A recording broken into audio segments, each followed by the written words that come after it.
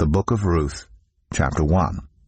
In the days when the judges ruled, there was a famine in the land. So a man from Bethlehem in Judah, together with his wife and 2 sons, went to live for a while in the country of Moab. The man's name was Elimelech.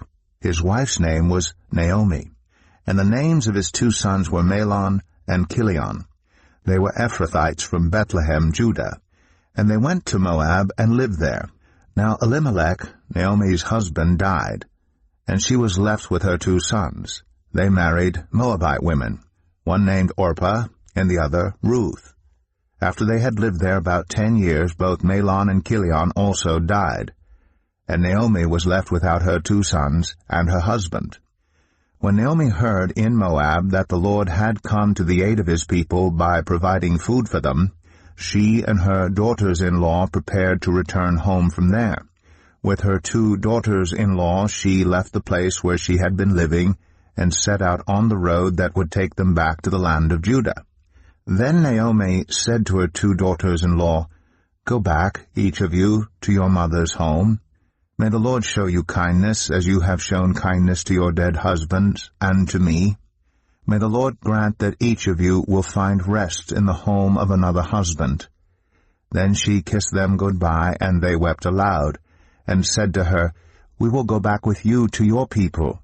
But Naomi said, "Return home, my daughters. Why would you come with me? Am I going to have any more sons? Who could become your husbands? Return home, my daughters. I am too old to have another husband. Even if I thought there was still hope for me, even if I had a husband tonight and then gave birth to sons, would you wait until they grew up? Would you remain unmarried for them? No, my daughters, it is more bitter for me than for you, because the Lord's hand has turned against me." At this they wept aloud again. Then Orpah kissed her mother-in-law good-bye, but Ruth clung to her. "Look," said Naomi, "your sister-in-law is going back to her people and her gods. Go back with her." But Ruth replied, "Don't urge me to leave you or to turn back from you. Where you go, I will go, and where you stay, I will stay. Your people will be my people, and your God my God. Where you die, I will die, and there I will be buried. May the Lord deal with me, be it ever so severely, if even death separates you and me." When Naomi realized that Ruth was determined to go with her, she stopped urging her. So the 2 women went on until they came to Bethlehem. When they arrived in Bethlehem, the whole town was stirred because of them. And the women exclaimed, "Can this be Naomi?" "Don't call me Naomi," she told them. "Call me Mara, because the Almighty has made my life very bitter. I went away full, but the Lord has brought me back empty. Why call me Naomi? The Lord has afflicted me. The Almighty has brought misfortune upon me." So Naomi returned from Moab, accompanied by Ruth the Moabite, her daughter-in-law, arriving in Bethlehem as the barley harvest was beginning. Ruth 2. Now Naomi had a relative on her husband's side, a man of standing from the clan of Elimelech, whose name was Boaz. And Ruth the Moabite said to Naomi, "Let me go to the fields and pick up the leftover grain behind anyone in whose eyes I find favor." Naomi said to her, "Go ahead, my daughter." So she went out and entered a field and began to glean behind the harvesters. As it turned out, she was working in a field belonging to Boaz, who was from the clan of Elimelech. Just then Boaz arrived from Bethlehem and greeted the harvesters. "The Lord be with you." "The Lord bless you," they answered. Boaz asked the overseer of his harvesters, "Who does that young woman belong to?" The overseer replied, "She is the Moabite who came back from Moab with Naomi. She said, 'Please let me glean and gather among the sheaves behind the harvesters.' She came into the field and has remained here from morning till now, except for a short rest in the shelter." So Boaz said to Ruth, "My daughter, listen to me. Don't go and glean in another field, and don't go away from here. Stay here with the women who work for me. Watch the field where the men are harvesting, and follow along after the women. I have told the men not to lay a hand on you, and whenever you are thirsty, go and get a drink from the water jars the men have filled. At this she bowed down with her face to the ground. She asked him, "Why have I found such favor in your eyes that you notice me, a foreigner?" Boaz replied, "I've been told all about what you have done for your mother-in-law since the death of your husband, how you left your father and mother and your homeland, and came to live with a people you did not know before. May the Lord repay you for what you have done.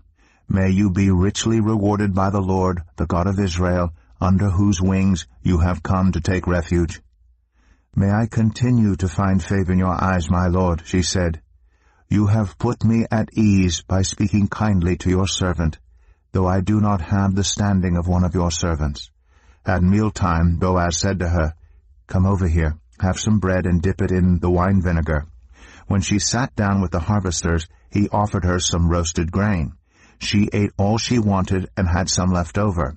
As she got up to glean, Boaz gave orders to his men, "Let her gather among the sheaves, and don't reprimand her. Even pull out some stalks for her from the bundles and leave them for her to pick up, and don't rebuke her." So Ruth gleaned in the field until evening. Then she threshed the barley she had gathered, and it amounted to about an ephah. She carried it back to town, and her mother-in-law saw how much she had gathered. Ruth also brought out and gave her what she had left over, after she had eaten enough. Her mother-in-law asked her, "Where did you glean today? Where did you work? Blessed be the man who took notice of you." Then Ruth told her mother-in-law about the one at whose place she had been working. "The name of the man I worked with today is Boaz," she said. "The Lord bless him," Naomi said to her daughter-in-law. "He has not stopped showing his kindness to the living and the dead." She added, "That man is our close relative. He is one of our guardian redeemers." Then Ruth the Moabite said, "He even said to me, 'Stay with my workers until they finish harvesting all my grain.'" Naomi said to Ruth her daughter-in-law, "It will be good for you, my daughter, to go with the women who work for him, because in someone else's field you might be harmed." So Ruth stayed close to the women of Boaz to glean until the barley and wheat harvests were finished, and she lived with her mother-in-law. Ruth 3. One day Ruth's mother-in-law Naomi said to her, "My daughter, I must find a home for you, where you will be well provided for. Now Boaz, with whose women you have worked, is a relative of ours. Tonight he will be winnowing barley on the threshing floor. Wash, put on perfume, and get dressed in your best clothes. Then go down to the threshing floor, but don't let him know you are there until he has finished eating and drinking. When he lies down, note the place where he is lying. Then go and uncover his feet and lie down. He will tell you what to do." "I will do whatever you say," Ruth answered. So she went down to the threshing floor and did everything her mother-in-law told her to do. When Boaz had finished eating and drinking and was in good spirits, he went over to lie down at the far end of the grain pile. Ruth approached quietly, uncovered his feet, and lay down. In the middle of the night something startled the man. He turned, and there was a woman lying at his feet. "Who are you?" he asked. "I am your servant Ruth," she said. "Spread the corner of your garment over me, since you are a guardian redeemer of our family." "The Lord bless you, my daughter," he replied. "This kindness is greater than that which you showed earlier. You have not run after the younger men, whether rich or poor. And now, my daughter, don't be afraid. I will do for you all you ask. All the people of my town know that you are a woman of noble character. Although it is true that I am a guardian redeemer of our family, there is another who is more closely related than I. Stay here for the night, and in the morning, if he wants to do his duty as your guardian redeemer, good, let him redeem you. But if he is not willing, as surely as the Lord lives, I will do it. Lie here until morning." So she lay at his feet until morning, but got up before anyone could be recognized. And he said, "No one must know that a woman came to the threshing floor." He also said, "Bring me the shawl you are wearing and hold it out." When she did so, he poured into it 6 measures of barley and placed the bundle on her. Then he went back to town. When Ruth came to her mother-in-law, Naomi asked, "How did it go, my daughter?" Then she told her everything Boaz had done for her, and added, He gave me these 6 measures of barley, saying, 'Don't go back to your mother-in-law empty-handed.' Then Naomi said, 'Wait, my daughter, until you find out what happens, for the man will not rest until the matter is settled today.'" Ruth 4. Meanwhile, Boaz went up to the town gate and sat down there just as the guardian redeemer he had mentioned came along. Boaz said, "Come over here, my friend, and sit down." So he went over and sat down. Boaz took 10 of the elders of the town and said, "Sit here," and they did so. Then he said to the guardian redeemer, "Naomi, who has come back from Moab, is selling the piece of land that belonged to our relative Elimelech. I thought I should bring the matter to your attention and suggest that you buy it in the presence of these seated here, and in the presence of the elders of my people. If you will redeem it, do so. But if you will not, tell me, so I will know. For no one has the right to do it except you, and I am next in line." "I will redeem it," he said. Then Boaz said, "On the day you buy the land from Naomi, you also acquire Ruth the Moabite, the dead man's widow, in order to maintain the name of the dead with his property." At this the guardian redeemer said, "Then I cannot redeem it because I might endanger my own estate. You redeem it yourself. I cannot do it." Now in earlier times in Israel, for the redemption and transfer of property to become final, one party took off his sandal and gave it to the other. This was the method of legalizing transactions in Israel. So the guardian redeemer said to Boaz, "Buy it yourself," and he removed his sandal. Then Boaz announced to the elders and all the people, "Today you are witnesses that I have bought from Naomi all the property of Elimelech, Chilion, and Mahlon. I have also acquired Ruth the Moabite, Mahlon's widow, as my wife, in order to maintain the name of the dead with his property, so that his name will not disappear from among his family or from his hometown. Today you are witnesses." Then the elders and all the people at the gate said, "We are witnesses. May the Lord make the woman who is coming into your home like Rachel and Leah, who together built up the family of Israel. May you have standing in Ephrathah and be famous in Bethlehem. Through the offspring the Lord gives you by this young woman, may your family be like that of Perez, whom Tamar bore to Judah." So Boaz took Ruth, and she became his wife.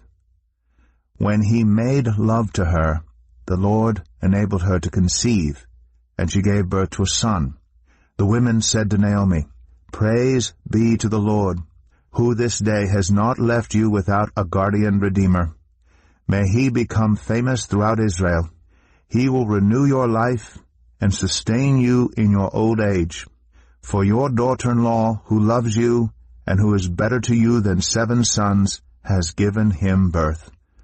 Then Naomi took the child in her arms and cared for him. The women living there said, "Naomi has a son," and they named him Obed. He was the father of Jesse, the father of David. This then is the family line of Perez. Perez was the father of Hezron, Hezron the father of Ram, Ram the father of Amminadab, Amminadab the father of Nahshon, Nahshon the father of Salmon, Salmon the father of Boaz, Boaz the father of Obed, Obed the father of Jesse, and Jesse the father of David.